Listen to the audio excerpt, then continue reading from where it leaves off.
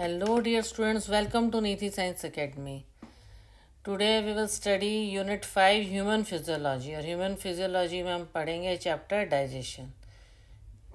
Human Physiology पढ़ना क्यों ज़रूरी है? क्योंकि हमें ये देखना है कि क्या बॉडी के सिस्टम कैसे ऑर्गेनाइज होके सारे वर्क करते हैं.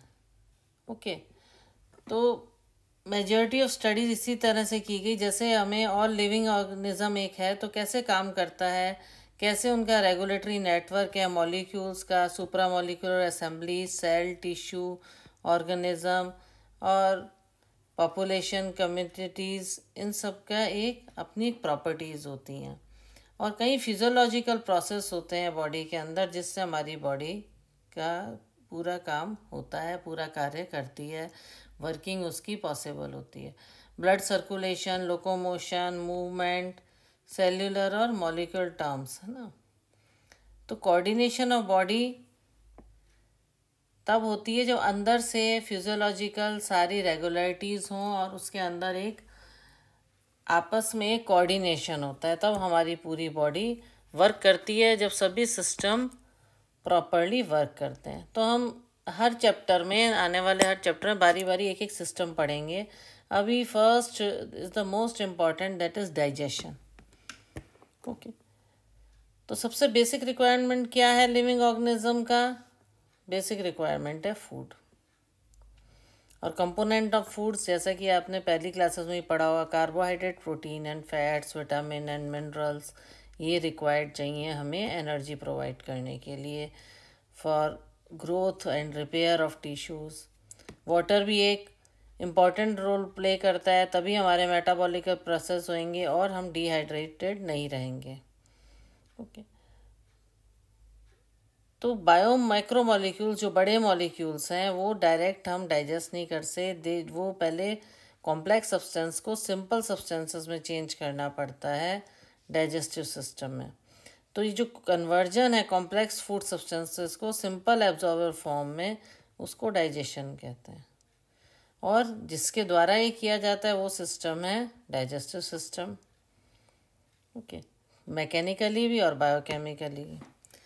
तो डाइजेस्ट सिस्टम किसका मतलब कंसिस्ट होता है? एलिमेंट्री कैनाल और एसोसिएटेड ग्लैंड. एलिमेंट्री कैनाल कहाँ से शुरू होती है? ओपनिंग से, माउथ से.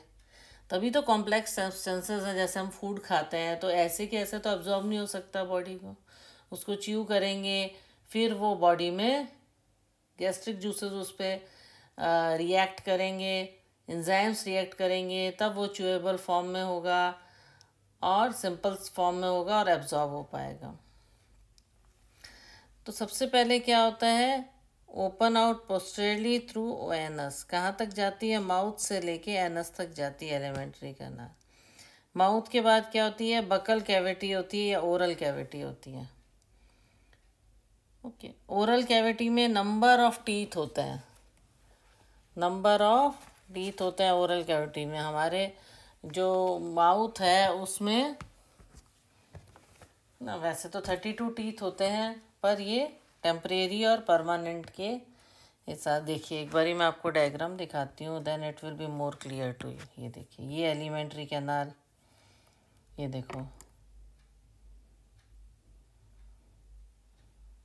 ये देखो, ये इसोफेगस यहाँ से चालू हुई, स्टमक, और ये एनस तक जाएगी.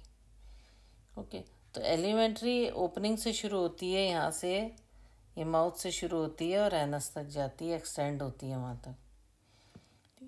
अब माउथ का के बाद क्या आती है? बकल कैविटी आती है. ये जो डाइजेस्टिव सिस्टम है, मैंने अपने जो एनिमेशन वाला वीडियो है उसमें भी डाला है, इसको आप देखिएगा. तो बकल कैविटी, या उसको क्या बोलेंगे हम? Oral cavity. माउथ के कहाँ ओपन होता है? ओरल कैविटी में.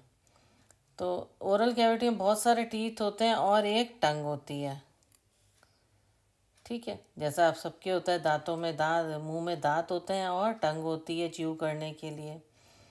तो माउथ के में एक सॉकेट होता है जो कि जॉ बोन कहते हैं, और इसको थीकोडोंट बोलते हैं. ठीक है, ये जो जॉ होता है इसको क्या बोलते हैं? जॉ को थीकॉडेंट बोलते हैं, जॉ को। ओके, तो मेजॉरिटी ऑफ मैमल्स के साथ में ह्यूमन बींग्स में 2 सेट होता है टीथ के। एक से होता है टेम्परेरी मिल्क टीथ होते हैं जो कि रिप्लेस किए जाते हैं परमानेंट एडल्ट होने पे। वो किस में चेंज हो जाते हैं? परमानेंट टीथ में, जिसको बोलते हैं हम डाइफायोडेंट, है ना। ये किस में होता है? एडल्ट में होता है। इसमें भी नेक्स्ट डायग्राम में समझा रखा है, ये देखो, ये देखो,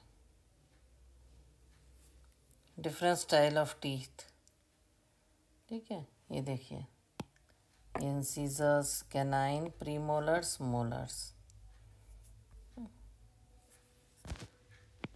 तो जो सॉकेट होता है उसको बोलता है थियोकॉडेंट, और जब ये रिप्लेस हो जाता है एम्बेड इन जॉ बोन में उसको थिकोडेंट कहते हैं। और जब ये 2 सेट्स ऑफ टीथ आ जाते हैं और टेम्परेरी मिल्क और डिसीडियस टीथ रिप्लेस हो जाते हैं परमानेंट टीथ से, तो इसको बोलते हैं डाइफायोडेंट। ओके, तो एन एडल्ट जो डेफिनेशन है, एडल्ट जो है इसमें 32 परमानेंट टीथ होते हैं। An adult has 32 permanent teeth. ये आपने पहली क्लासेस में भी पढ़ा होगा, जो कि 4 डिफरेंट टाइप्स के होते हैं। Okay, incisors, canines, premolars, molars. जो सबसे आपके आगे रहते हैं वो इंसीजर्स होते हैं। ओके, उसके बाद में कैनाइन, ओके, फिर प्रीमोलर, फिर मोलर होता है। और जो सॉकेट होता है जॉ का, जैसा ये बताया हमने, सॉकेट जो है जिसको हम थियोकॉडेंट भी बोलते हैं, ये देखिए, सबसे आगे वाले टीथ इंसीजर, फिर कैनाइन, फिर प्रीमोलर, फिर molars. Okay, arrangement of teeth each half of the upper और लोअर जाम में कैसे होता है? ऐसे ही होता है, इंसीजर, कैनाइन, प्रीमोलर और मोलर। तो ये रिप्रेजेंट डेंटल फार्मूला से रिप्रेजेंट किया जाता है 2123/2123। ये डेंटल फार्मूला है इसका। ओके, तो हार्ड च्यूइंग सरफेस होती है टीथ की, जो कि इनेमल से बनी हुई होती है, जो मेस्टिकेशन ऑफ फूड को च्यू करने में, उसे तोड़ने में हेल्प करती है। क्या चीज़ जो होती है? What we are telling saying about hard chewing surface of teeth made up of enamel. Enamel जो होता है मेस्टिकेशन में हेल्प करता है। और टंग जो होता है वो मूवेबल मस्कुलर ऑर्गन है, जो कि फ्लोर की कैविटी पे होती है, टंग जो होती है। तो अपर सरफेस जो टंग की होती है उसमें पेपेली होते हैं, जिनमें टेस्ट बड्स होते हैं। अपर सरफेस में पेपेली होते हैं जिनमें टेस्ट बड्स होते हैं। ओके, हार्ड च्यूइंग सरफेस, ये देखो, ICPM, incisor, canine, premolar, molar. Okay, तो enamel help in the mastication of food. और टंग जो है क्या है? फ्रीली मूवेबल है। टंग इज फ्रीली मूवेबल है, आप उसे किसी भी दिशा में ऐसे करके घुमा सकते हैं ना, मुंह के अंदर जैसे साइड में। पर टीथ जो है वो प्रॉपरली एक जगह पर रहते हैं और फूड को के मेस्टिकेशन में हेल्प करते हैं। ओके, मतलब फूड को चबाने में हेल्प करते हैं। टंग को हम कैसे डिफाइन करेंगे? Freely movable muscular organ floor of the oral cavity frenulum से ही अटैच होती है। तो अपर जो होता है स्मॉल प्रोजेक्शन होते हैं उसको पेपेली बोलते हैं, जिनके अंदर टेस्ट बर्ड्स भी होते हैं। ओके, हुआ लर्न। फिर द ओरल कैविटी कहाँ जाता है? ओरल कैविटी से शॉर्ट फेरिंग्स आता है और वहाँ से कॉमन पैसेज जाता है फूड और एयर के। कौन सा? इसोफेगस और ट्रैकिया, जिसको विंड पाइप बोलते हैं। और ये किसमें, कहाँ पर ये जाता है? Open into the pharynx. और एक कार्टिलेजिनस फ्लैप होता है इसके ऊपर, जिसको बोलते हैं एपिग्लोटिस। ये रहा फेरिंग्स।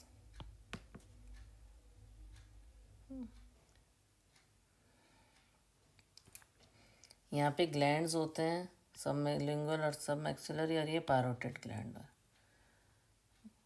तो ईसोफेगस, और यहाँ पे क्या होता है? एक एपिग्लोटिस होता है, जिससे कि दो तरफ जाता है, एक विंड पाइप जाता है और एक जो कार्टिलेजियस फ्लैप होता है, oesophagus and the trachea. Open किस में होता है? ये फेरिंग्स में ओपन होता है। ओके, दोनों, सांस लेने वाला पाइप और खाना ले जाने वाला पाइप, दोनों ट्रैकिया में ओपन होता है। ईसोफेगस और ट्रैकिया, ट्रैकिया मतलब विंड पाइप, दोनों किस में ओपन होते हैं? फेरिंग्स में ओपन होता है। तो फेरिंग्स में ओपन होता है, इसमें कार्टिलेजियस फ्लैप होता है यहाँ पे, जिसको बोलते हैं एपिग्लोटिस, जो है प्रिवेंट करता है फूड को ओपन करने में, कि फूड विंड पाइप में नहीं चला जाए, फूड विंड पाइप में नहीं चला जाए, इसके लिए होता है एपिग्लोटिस।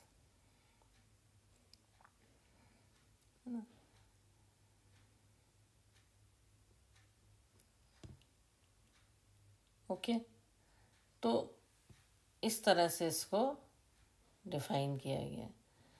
तो आप समझ गए, दो पाइप होते हैं, एक होता है pharynx, oral cavity Leeds into the short pharynx, जो कि किसके लिए है? Common passage for food and air.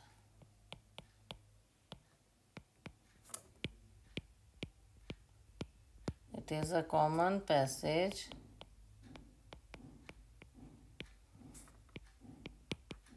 For food and air. Oesophagus और ट्रैकिया जो होते हैं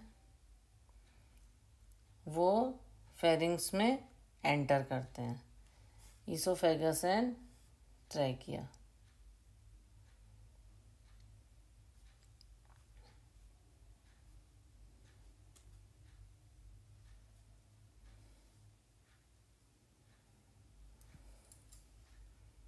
नहीं, यहाँ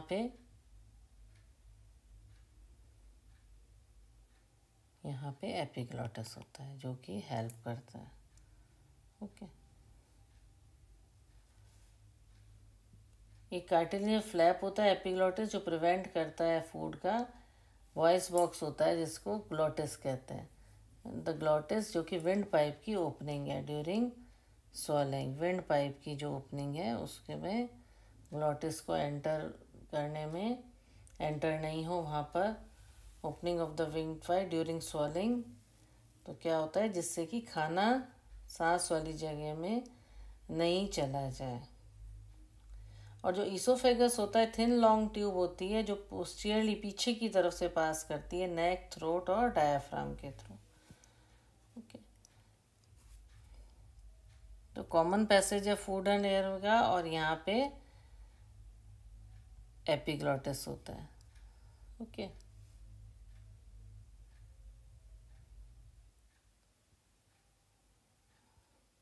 तो इस तरह से हम इसको डिफाइन करेंगे। तो ईसोफेगस थिन लॉन्ग ट्यूब है और ये जे शेप्ड होती है। Oesophagus is a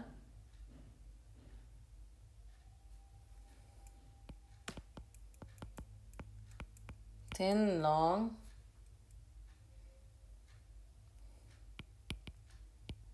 J shaped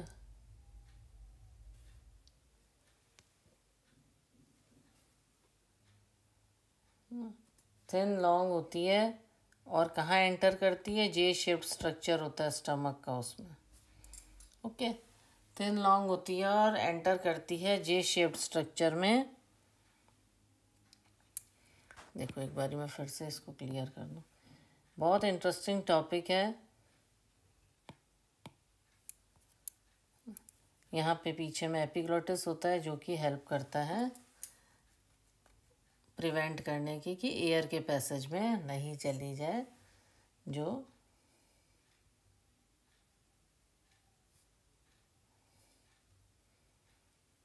food product है। ईसोफेगस को हम लिखेंगे, इसको साथ साथ लिखते जाओ। कार्टिलेजिनस फ्लैप होता है ना, जिसको हम एपिग्लोटिस बोलते हैं।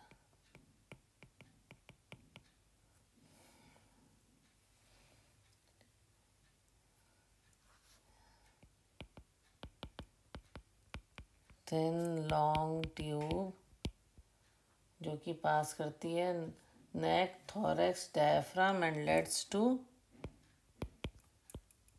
जे शेप्ड बैग। यहाँ से कहाँ तक जा रही है ये, नेक से होती हुई, गर्दन से होती हुई, गले से होती हुई, थोरैक्स से फिर होकर फिर डायफ्राम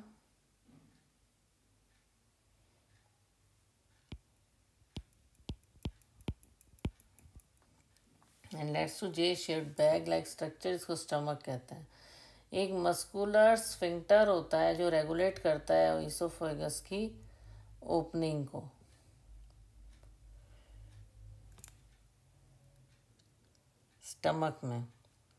स्टमक में ओपन करता है एक स्फिंक्टर होता है, मस्कुलर स्फिंक्टर गैस्ट्रोइसोफेगल, जो रेगुलेट करता है जो भी फ्रूट प्रोडक्ट पहुंचता है उसको। Muscular sphincter gastro-oesophageal regulates the opening of oesophagus into stomach. Oesophagus में जो भी जाता है उसकी ये यहाँ पर होता है।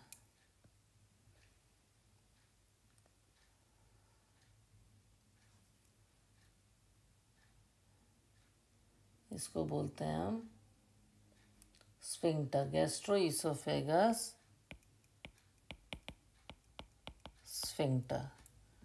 ओके, तो ये डील करता है कि कैसे रेगुलेट होगा, जो खाना रेगुलेट करता है ओपनिंग ईसोफेगस की स्टमक में। तो स्टमक लोकेटेड कहाँ होती है, अपर लेफ्ट पोर्शन ऑफ, देख रहे हो, upper left portion of abdominal cavity. कहाँ पर है स्टमक, अपर लेफ्ट में।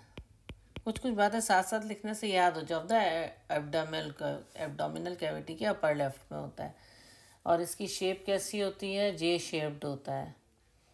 ओके, और इसके 4 मेजर पार्ट्स होते हैं। क्या होते हैं पार्ट,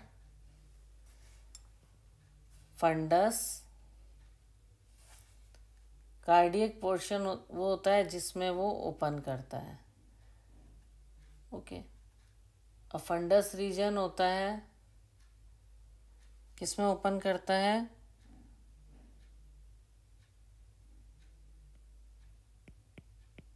ये कार्डियक में। ये ऊपर वाला पोर्शन इसका फंडस होता है। ओके, फिर ये मेन इसकी बॉडी आ गई स्टमक की, और ये जो पोर्शन है इसको पाइलोरिक पोर्शन बोलते हैं। ये पाइलोरिक पोर्शन। ओके, तो कार्डियक पोर्शन इनटू विच ईसोफेगस ओपन कर होती है किसमें, कार्डियक पोर्शन में। ओके, और एक फंडिक रीजन होता है, फिर मेन सेंट्रल रीजन होता है, इसको बॉडी बोलते हैं, और पाइलोरिक पोर्शन होता है जो कि स्मॉल इंटेस्टाइन में एंटर करता है, जो कि स्मॉल इंटेस्टाइन में एंटर करता है। और स्मॉल इंटेस्टाइन 3 रीजन में होती है, सी शेप्ड डिडोनम,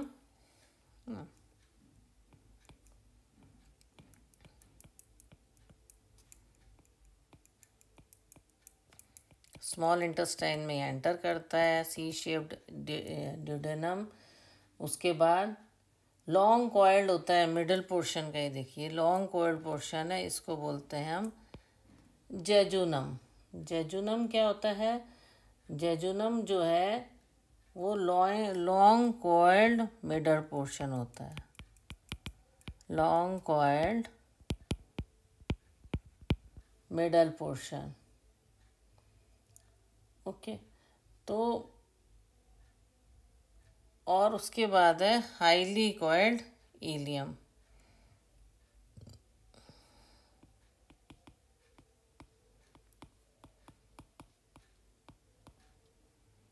ये सब क्या है?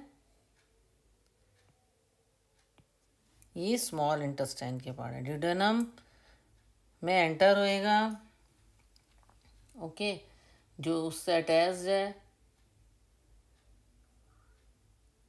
सी शेप ड्यूडेनम में एंटर होगा। स्मॉल इंटेस्टाइन जो है पाइलोरिक पोर्शन होगा, ओपन होएगा फर्स्ट पार्ट में स्मॉल इंटेस्टाइन के, सी शेप ड्यूडेनम में। फिर लॉन्ग कॉइल्ड मिडल पोर्शन है जेजुनम, फिर हाईली कॉइल्ड इलियम में, जो कि कैल्शियम कोलोन और रेक्टम का बना हुआ है, कैल्शियम कोलोन और रेक्टम का बना हुआ है। ठीक है, तो ये स्मॉल इंटेस्टाइन के पार्ट है। ओके, तो इस तरह से हम इसके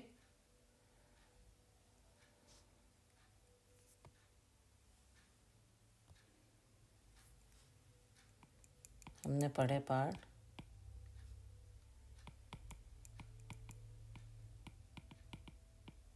स्मॉल इंटेस्टाइन के 3 पार्ट पढ़े। सबसे पहला है लॉन्ग कॉइल्ड जेजुनम। ओके, जैसे स्टमक ख़त्म हुई, स्टमक का पोर्शन हुआ, पाइलोरिक पोर्शन आया, वो किस में ओपन हुआ? स्मॉल इंटेस्टाइन में, जो कि सी शेप्ड है। और उसके बाद लॉन्ग कॉइल्ड मिडल पोर्शन है, जिसको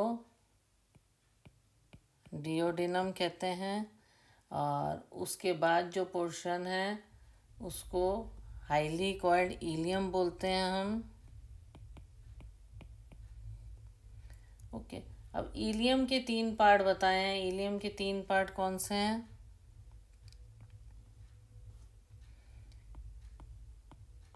कैल्शियम और रेक्टम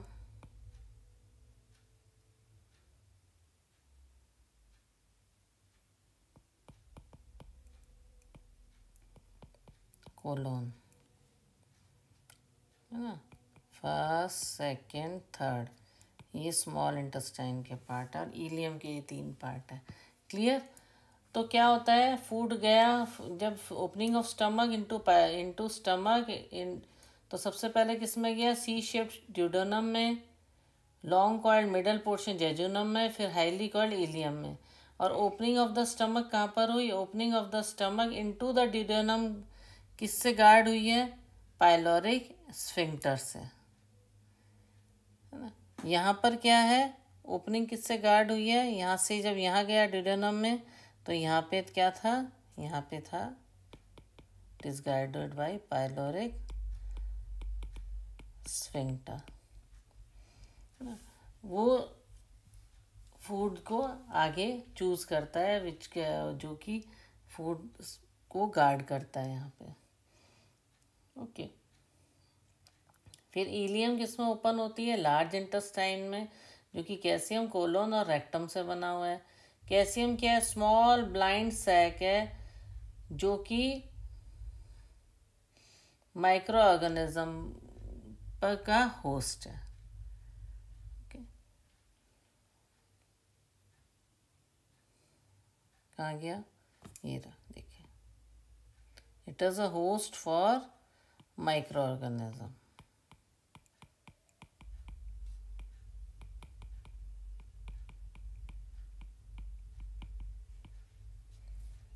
ओके,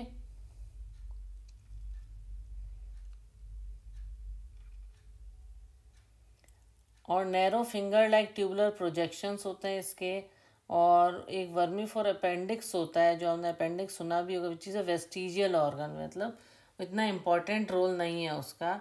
वो कहाँ से निकलता है? कैल्शियम से। ओके, वो किससे निकलता है? कैल्शियम से। तो कैल्शियम ओपन्स किस में होता है? ओपन किस में होता है? कोलोन में। यहाँ से गया फूड, फिर ये कोलोन में ओपन होता है। कोलोन के 4 पार्ट है, असेंडिंग, डिसेंडिंग, ट्रांसफर्ड और सिग्मोइड कोलोन। और जो डिसेंडिंग पार्ट है वो रेक्टम में होगा। ये देखिए, ये रहा असेंडिंग कोलोन, ठीक है। फिर ये ट्रांसफर साइड में जा रहा है, फिर वेस्ट प्रोडक्ट यहाँ आ गया डिसेंडिंग कोलोन में, और ये फिर रेक्टम में, और फिर एनस के थ्रू फूड बाहर जाएगा। यहाँ से एनगल्फ किया फूड, फिर वाया स्टमक में, फिर स्मॉल इंटेस्टाइन में। ओके, तो इसके 3 पार्ट हैं। जो स्मॉल इंटेस्टाइन हो गया आपके, इलियम जो है, इलियम से ये लार्ज इंटेस्टाइन में गया। Ileum opens into large intestine,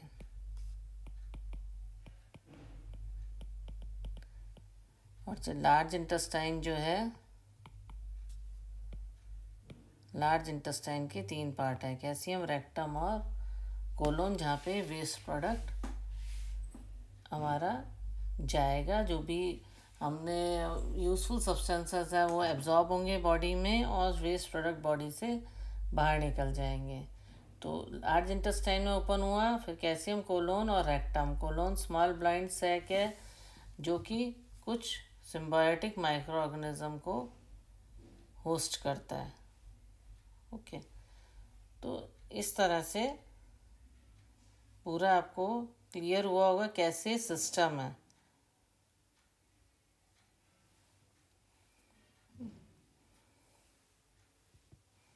ये रहा, देखो कैल्शियम क्या होता है? पाउच होता है, फर्स्ट पार्ट होता है, और ये स्मॉल इंटेस्टाइन को कोलोन से कनेक्ट करता है, जो कि पार्ट है लार्ज इंटेस्टाइन का।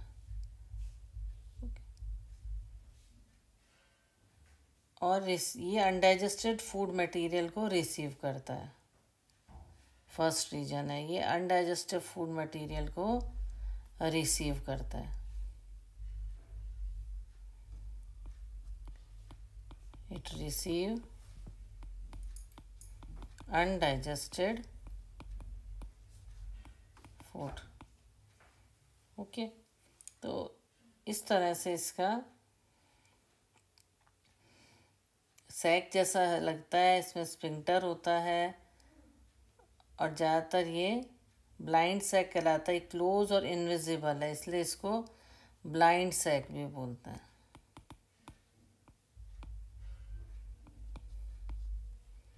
ओके, तो इस तरह से ये कैल्शियम को डिफाइन किया गया है। उसके बाद क्या होता है? नैरो फिंगर लाइक, इसीलिए ये एक तरह से माइक्रो ऑर्गेनिज्म के लिए होस्ट बन जाता है, because it contains undigested food. एक narrow finger like tubular projection, जिसको अपेंडिक्स भी कहा जाता है, जो कि वेस्टिजियल ऑर्गन है। Okay, it is not so useful in the body. फिर ये कोलोन में एंटर करता है, कोलोन से फिर ये रेक्टम, और फिर एनस में। तो इस तरह से सब बॉडी के पार्ट्स का, हर पार्ट का कोई ना कोई रोल है।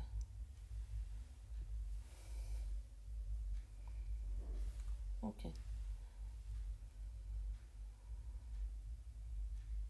इसमें कोलोन में भी हमारे पास स्ट्रक्चर है।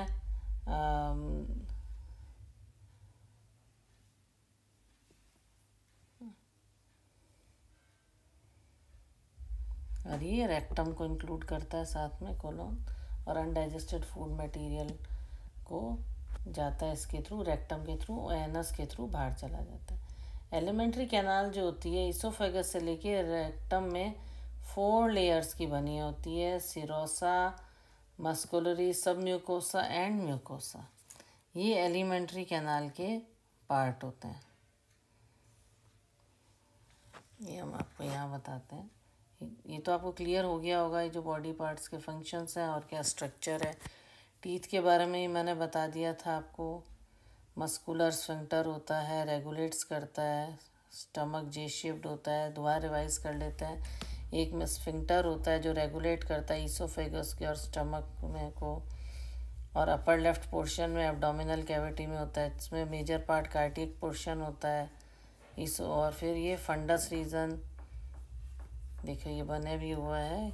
ये फंडस रीजन कार्डियक में ओपन होता है, ऊपर में फंडस ये होल बॉडी होती है।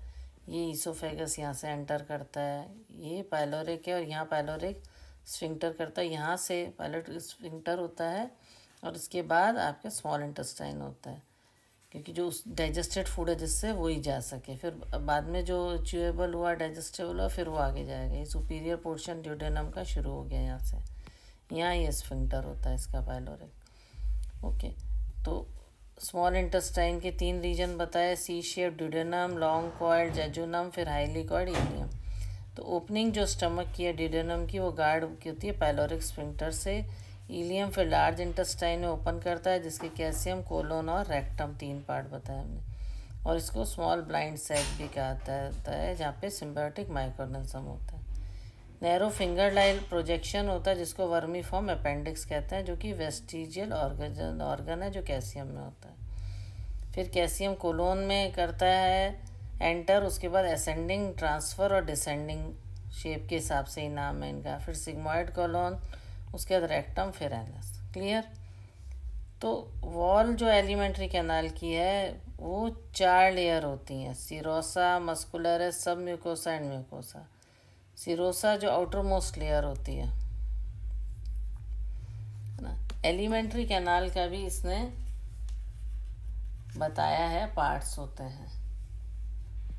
ओके, तो एलिमेंट्री कैनाल के भी पार्ट होते हैं, जिसमें सिरोसा आउटर मोस्ट लेयर होती है, उसके बाद मीजोथीलियम होती है, फिर सब कनेक्टिव टिश्यू होते हैं, फिर मस्कुलरस से होती है स्मूथ मसल्स की, फिर ओब्लिक मसल लेयर होती है, फिर सब म्यूकोसल लेयर होती है लूज कनेक्टिव टिश्यू की, लिम्फ वेसल होती है, और ड्यूडेनम ग्लैंड्स में भी प्रेजेंट होता है सब mucosa. Inner most layer lumen of the alimentary canal is the mucosa, अंदर की लेयर होती है, जो कि इरेगुलर फोल्ड्स होते हैं स्टमक में।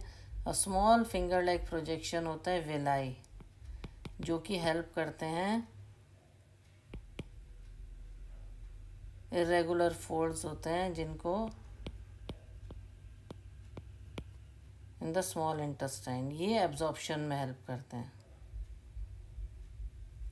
न्यूमरस माइक्रोस्कोप प्रोजेक्शन कॉल्ड माइक्रोवेलाई होते हैं, और नेटवर्क ऑफ कैपिलरीज होती हैं इनमें, ये एब्जॉर्प्शन में हेल्प करते हैं जो वेलाई होते हैं। 1 मिनट इसका हम डायग्राम देखेंगे, फिर आपको और अच्छे से क्लियर हो जाएगा। ये देखिए,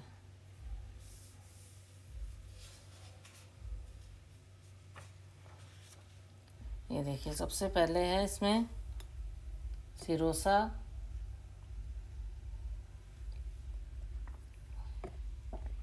ये देखिए ट्रांसफर सेक्शन है गट का। ओके, जिसमें सबसे पहले है सिरोसा। सिरोसा क्या है हमारा, इसमें सिरोसा जो है ये आउटर मोस्ट लेयर है। ओके, और किसकी बनी होती है, इपिथीलियम, थिन मीजोथीलियम होता है इसमें, थिन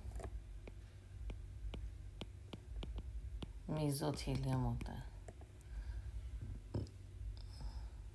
थिन मीजोथीलियम, इपिथीलियम। फिर कनेक्टिव टिश्यू भी होता है साथ में। साथ में क्या होता है इसमें,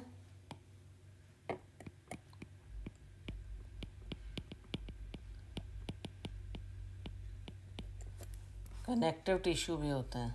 ओके, सिरोसा में मस्कुलरस जो होता है ये is formed by smooth muscle,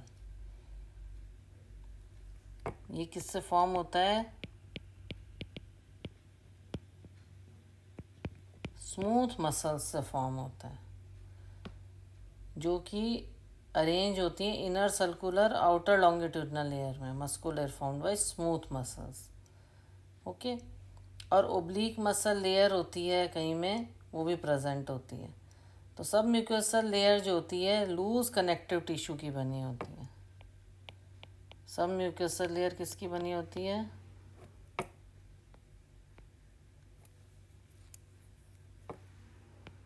loose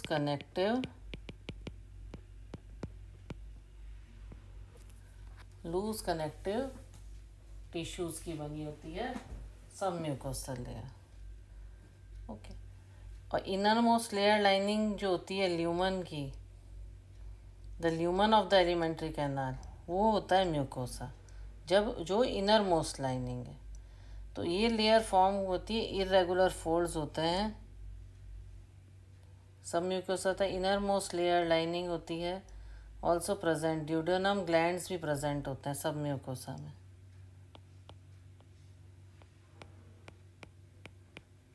साथ साथ इसको लिखते जाओगे तो याद होता जाएगा। ओके। तो सब म्यूकोसल लेयर पढ़ा हमने, मस्कुलरिस फॉर्म हुआ है, ओब्लिक मसल लेयर, फिर सब म्यूकोसा पढ़ा, लूज कनेक्टिव टिश्यू होता है इसमें सब म्यूकोसल लेयर में, नर्व्स होती हैं, ड्यूडेनम ग्लैंड्स प्रेजेंट होते हैं, है ना, नर्व्स, लिम्फ, ओके, ये सब प्रेजेंट रहता है। लिम्फ है, ब्लड वेसल्स हैं। उसके बाद आ गया mucosa, inner most layer of lining of alimentary canal. ये क्या है? ये इनर मोस्ट लाइनिंग है, inner most lining of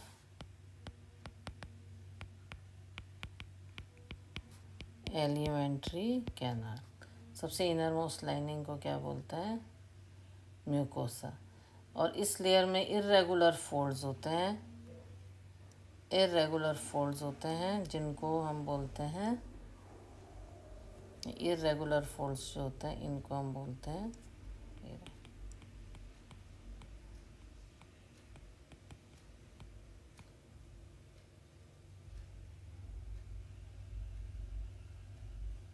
inner most lining of the lumen of the alimentary canal. Lumen की इनर मोस्ट लाइनिंग कौन सी है? इनर मोस्ट लाइनिंग कौन सी है? म्यूकोसा है।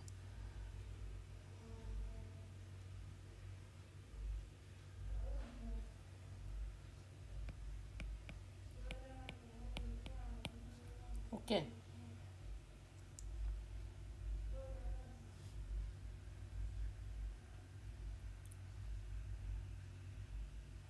ये एलिमेंट्री कैनाल में होता है। ये इरेगुलर फोल्ड्स हैं, इनको क्या बोलते हैं? वेलाई, जो कि एब्जॉर्प्शन में हेल्प करते हैं, जिनको हम ये भी बोलते हैं रगे। ठीक है, ठीक है, क्लियर है? सिरोसा हुआ, आउटर मोस्ट लेयर कौन सी हुई?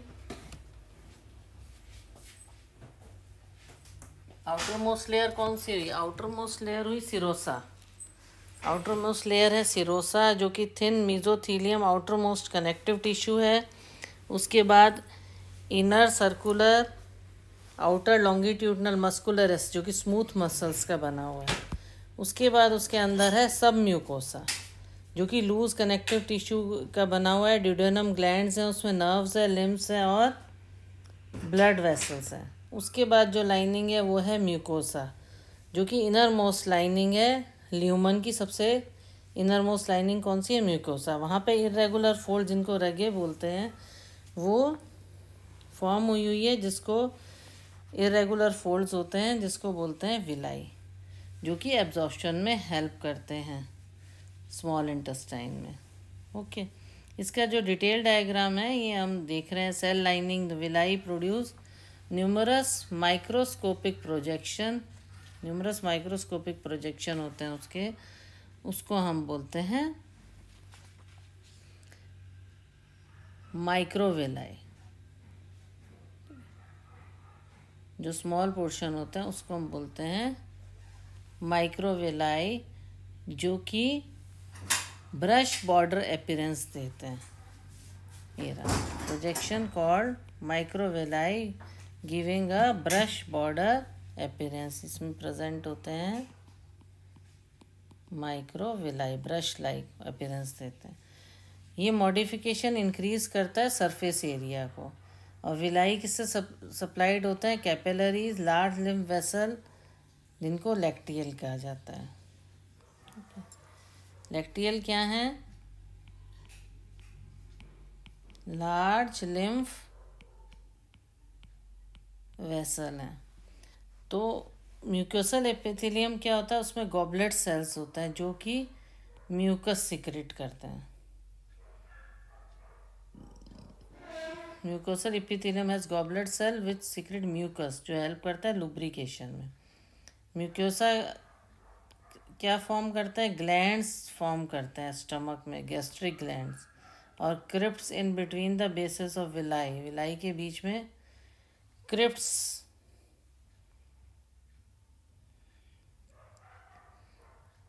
जिसको क्रिप्ट्स ऑफ लेबरखन कहते हैं। म्यूकोसा ग्लैंड्स फॉर्म करते हैं जो है। Mucosa also form glands in the stomach. Goblet cells होते हैं म्यूकोसल एपिथेलियम में, okay, which secrete mucus, helps and lubrication में हेल्प करता है, जिससे कि एब्जॉर्प्शन में हेल्प मिलती है। तो ये सब पोर्शन से हमें क्लियर होता है कि कैसे डाइजेशन, कहाँ से कहाँ तक हमारा फूड जाता है और किस तरह से डाइजेशन होता है। पर डाइजेशन के लिए पहले हमें क्या पढ़ना है? सारे ऑर्गन पढ़ने हैं। उसके बाद हम एक एक चीज़ पढ़ेंगे, कौन सा मतलब एंजाइम्स एक्ट हुआ, फिर आगे फिर फूड का एब्जॉर्प्शन कैसे हुआ, और डिसऑर्डर्स क्या हैं डाइजेस्टिव सिस्टम के, ओके, डाइजेस्टिव ग्लैंड्स कौन से हैं, और फिर उसके बाद हम पढ़ेंगे, इसके बाद हम पढ़ेंगे डाइजेस्टिव ग्लैंड कौन से हैं, ओके, सलेवरी ग्लैंड्स हैं, है ना। अब तक हमने लास्ट ईयर वाली जो बुक्स हैं उनमें हमने ज़्यादातर यही पढ़ा है, सलेवरी ग्लैंड्स है ना, सलेवरी अमाइलेज। उसके अलावा भी बहुत से एंजाइम्स हैं और ग्लैंड्स हैं जो हेल्प करते हैं डाइजेशन में। इसके बारे में हम कल पढ़ेंगे। अभी आज हमने कहाँ तक कवर किया है? आज हमने पोर्शन कवर किया है, देखो, ह्यूमन फिजियोलॉजी से हम शुरू हुए, डाइजेशन, एब्जॉर्प्शन, एलिमेंट्री कैनाल को हमने समझा पूरा, स्मॉल इंटेस्टाइन, स्टमक का क्या शेप होता है ना।